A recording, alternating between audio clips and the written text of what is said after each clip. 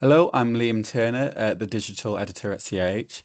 As part of the 2026 vice presidential election, I've been speaking with the hopeful candidates to find out a bit more about them, their background, and why they want to become the next vice president and ultimately president of CIH. In this video, I sit down with Richard Kennedy, a co-founder and director of social enterprise property developer Cornerstone Place. Richard has a particular passion for helping those facing homelessness or stuck in temporary accommodation and issues he talks more about in our conversation. Here's what Richard had to say. Okay, if we could just start then, Richard, by if you could just tell us a little bit about your journey into housing and kind of what first inspired you to kind of work in the sector. Great, thanks, Liam. So yeah, my journey in housing probably started a little bit before I even had language for it. I grew up in apartheid South Africa, and from a young age in that environment, I could see that systems really shaped people's lives, and who had opportunity, who had safety, who had belonging, and that left me with a question that I carried, I guess, to the rest of my life, which is why do some people get behind and get left behind, and what can I do about that in a professional capacity? And I didn't start in housing in the traditional way. I did an MBA at the University of Cape Town and London Business School, and uncovered or learnt about this social enterprise world. And ever since then, I've been working in that space since around 2007. And I think the more I worked on inequality, the clearer it became for me that housing was a really important part of addressing that in its foundational people's lives. And without a safe and stable home, almost everything else is much harder, health, education, and that sort of thing. So that led me to found Cornerstone Place with my co-founder. And we work with local authorities, charities, and registered providers to deliver 100% social housing at 0% profit, and we call it impact first social housing. So for me, housing is really where sort of values, systems, and delivery meet. Yeah. And what would you say has been, well, I was going to say the proudest moment of your housing career today, but as you said, you didn't necessarily start off in housing, but yeah, what would you say has been your proudest moment so far? I'll keep it with housing because I think Yeah. it is probably the proudest moment, which is when a building stops being a project and becomes someone's home. One example for me is Stamford Villa in Greater Manchester. It was our first project. We started it during COVID. We worked with a brilliant local charity, Stepping Stone Projects, and converted a large Victorian property into 13 COVID-safe, self-contained apartments for people that are moving on from homelessness. And it was extremely complicated, and it brought together a lot of different stakeholders, from local government, registered providers, funders, and all that sort of thing. But the moment that stayed with me was talking to the people that live there and hearing what it meant for them to have their own front door and their own space and a stable base to rebuild their lives. And for me, it was both humbling and energizing. And it reminded me that behind all of the funding structures, planning issues, delivery challenges, all of the things that you face through a development project, ultimately it's about people and dignity. And since it opened, it's been close to 100% occupancy, which I think is also a signal of what's happening in the system and the scale of the need. So these homes are not a nice to have; they're really part of critical infrastructure across the UK. And I'm proud because it represents the kind of housing that I believe in, which is practical, values led, and partnership based, and focused on who often get pushed to the edges of the system. Yeah. Yeah, no, absolutely. I know you've been involved with CIH in a couple of different ways, part of our policy advisory committee and homelessness policy group. So I was just wondering, what does CIH mean to you? So for me, CIH matters because it holds something really important. It's the identity of housing as a profession.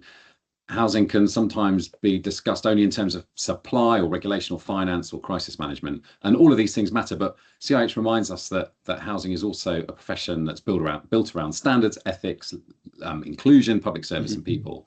And my involvement with CIH has deepened through the work on the groups that I'm involved in.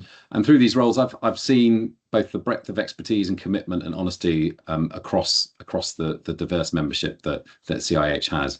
And it's also just important to see how CIH listens to members, brings those professional insights together, and then helps the sector to speak with credibility. to the wider public. So professionally, I think CIH has a vital role to play in challenging for improvement while also supporting people that are doing the work on the front line. And that includes championing equality, diversity and inclusion and advocating for professionalism and that sort of thing. And it also shows why the organisation matters because of the policy work that's delivered and on some of the long-term investment in social and affordable housing, homelessness and support accommodation. So for me, CIH is not just a membership body, it's a professional home, a source of challenge and support, and a place where we can hold difficult questions together about the future of housing. Yeah, yeah.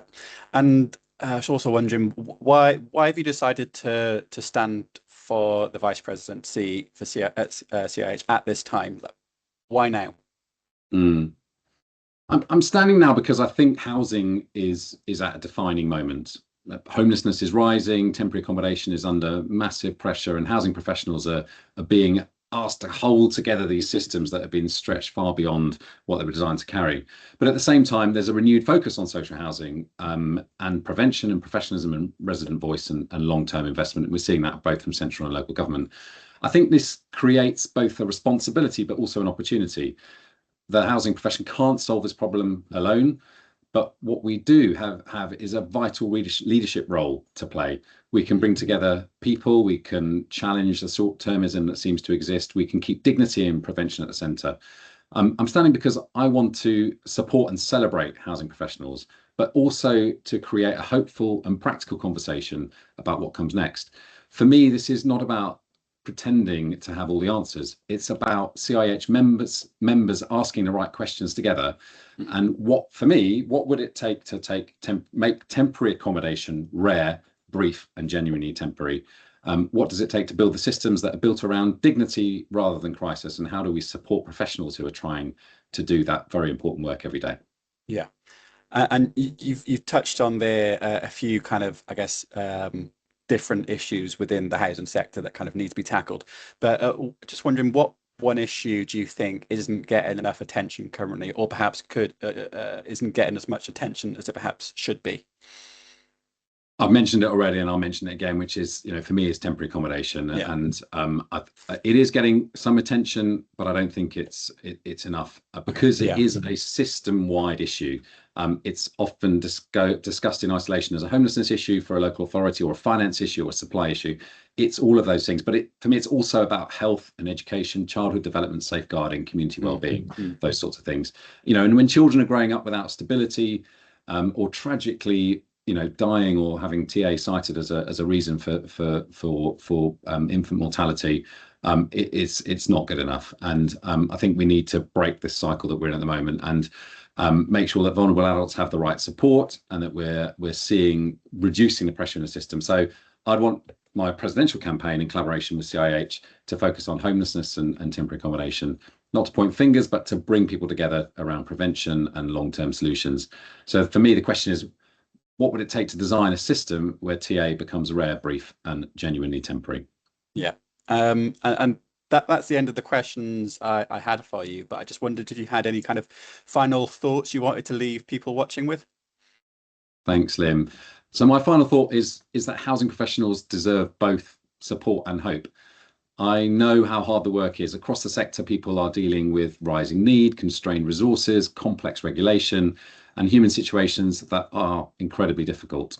But I also see extraordinary courage and skill and compassion from the members that I've engaged with. If I'm elected vice president, I would want to champion professionalism as something that is deeply human: integrity, empathy, accountability, and public service, as well as technical competence. I believe housing has the power to transform lives and communities, and I would consider it a real privilege to represent CIH members and help bring people together around dignity, prevention, stewardship, and hope.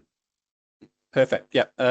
Thanks very much, Richard, for speaking with me. And yeah, best of luck with your campaign. Thanks very much, Lynn. Thank you.